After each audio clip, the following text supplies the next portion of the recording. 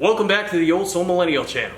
In today's video, I'd like to show you how to make a low-budget garden trellis. So, I've been doing a lot of planting in the garden lately, and let's face it, you go to any of these big box stores and you try and find a trellis, either a large curved trellis or individual tomato cages. I mean, what's a tomato cage go for? Like a 6-foot tomato cage could go upwards of $8, and if you're planting 100 tomato plants, I mean, you're not spending $800 on tomato cages. Get out of here. So, I figure in today's video I'll teach you how to make a low budget drop string trellis. So my design, drew a little diagram here to kind of give you a visual of what I'm planning here, but basically my design, we're going to manufacture 2 oversized sawhorses, and then on top of those sawhorses we're going to run some sapling stems laterally in between the 2 sawhorses, and then we're going to just tie some string to the sapling stems and drop them down to the individual plants. This is a good cheap way to allow a lot of small plants to grow up. Now, as for the sapling stems, I live next to woodlands and we have an abundance of saplings that pop up, and in order to maintain a healthy forest, you have to cut them back and allow some of the trees to grow up. So they're a renewable resource, so don't give me flack for cutting these down. But anyway, let's talk about materials and how much I think this is going to cost. I would say a design similar to mine, you're probably looking at maybe $60, $70 in material, which isn't bad for what you're getting. And if you have some material on hand, you probably can do this even cheaper. I had all these 2x4s on hand. I've saved these hinges over the years, so this is actually costing me just about nothing. But the basic materials you're going to need 8 2x4x8s. You're going to need 2x6x10s.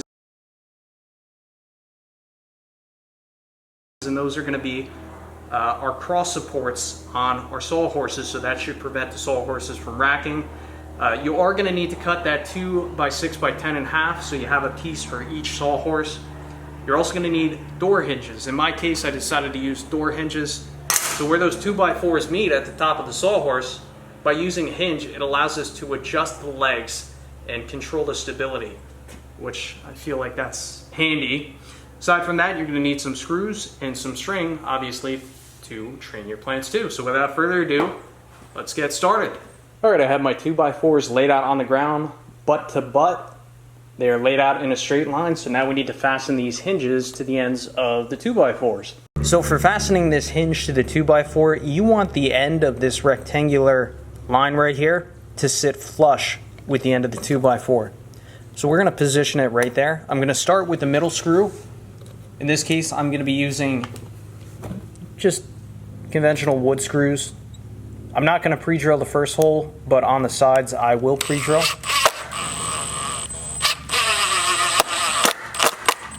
So from here, I'll take a straight edge, I'll run it down the spine of the 2x4, and I'll just check the gaps between the hinge and the straight edge. Just want to make sure this is nice and straight. That looks nice and straight. I'm going to pre-drill the other 2 holes. Add the other 2 screws. Now things may have shifted a little bit, so what I like to do is just move the hinge in or out to adjust it so that, again, this edge lines up flush. And then I'm going to look down along these 2 2x4s and ensure that they are perfectly in line with one another. Now we can fasten the other side of the hinge.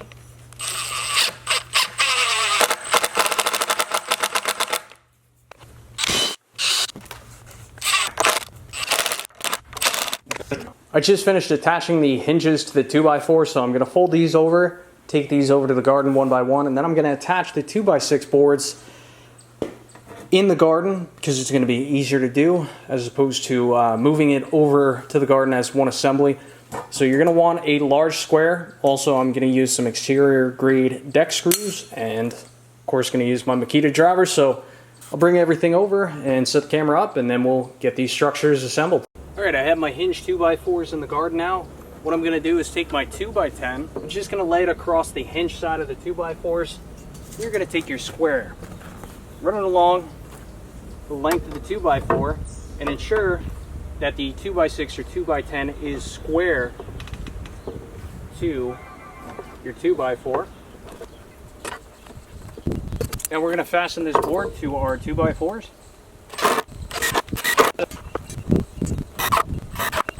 Now let's try and stand this up and see how stable it is.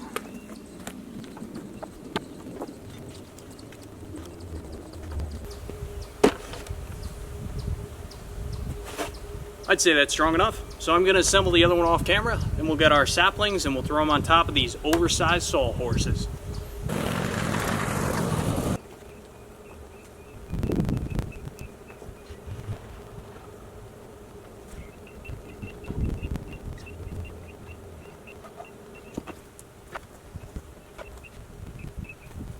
Just finished putting these saplings on top of the sawhorses. Let me tell you, there's probably close to 200 pounds up there right now, and I'm pretty happy with how the structure is holding up. Something I did add off camera are these cross braces, and these are basically to prevent the legs from kicking out. So if somebody were here and they accidentally, kick that 2x4, without this, you run the risk of those legs spreading and the structure collapsing. But I mean, it's pretty freaking strong for what it is. Again, I can support myself on one of those cross members. There is just a little bit of side-to-side rock, but I'm not too concerned about that. I'd like to revise the earlier part of this video, and I'd say you definitely want to go with at least a 2x10 up here. Even better would be a 2x12. If you do go with the 2x6, there's a good chance you're going to have to add cross bracing in here, so I think a 2x12 will do you just fine.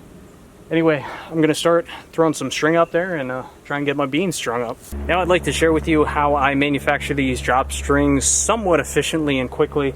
So the first thing I did is I wrapped the string around the sapling at the top, and then I made a perfect length, and I used that as my reference string. Now I have attached a screw to the top of the pallet right here, and that reference string always stays at the bottom of that screw.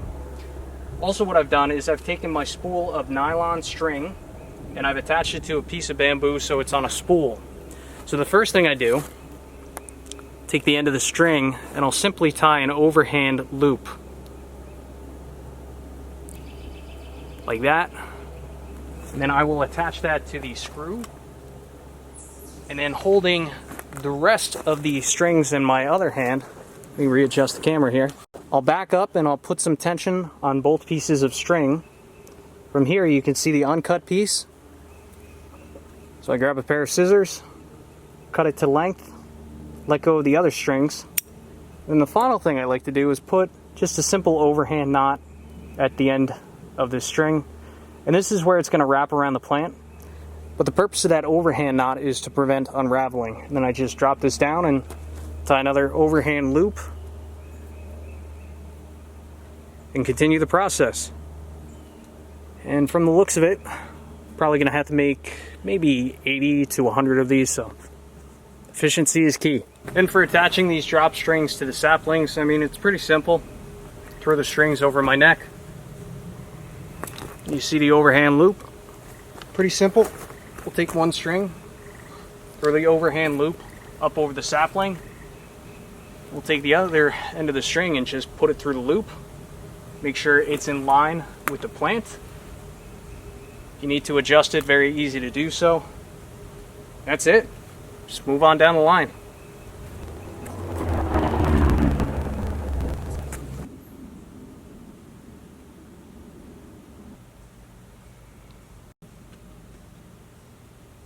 Just finished up for the day. I gotta tell you, I'm really pleased with how this turned out. Wasn't really sure what it was gonna look like all said and done, but I think it's a very nice addition to the garden, but more importantly, it's very functional. Anyway, off camera, I was training the beans and peas to start running up the string. There's really not much to it. You just try and drop the string as to where the plant is, and then gently wrap the string around the plant. You don't want to make it too tight, because then you run the risk of pinching off the plant's ability to pump nutrients and water up the stem. But I've grown tomato plants like this for years, and it's just a great, inexpensive way to grow your garden vertically. Anyway, thanks for watching. As always, I will catch you on the next one.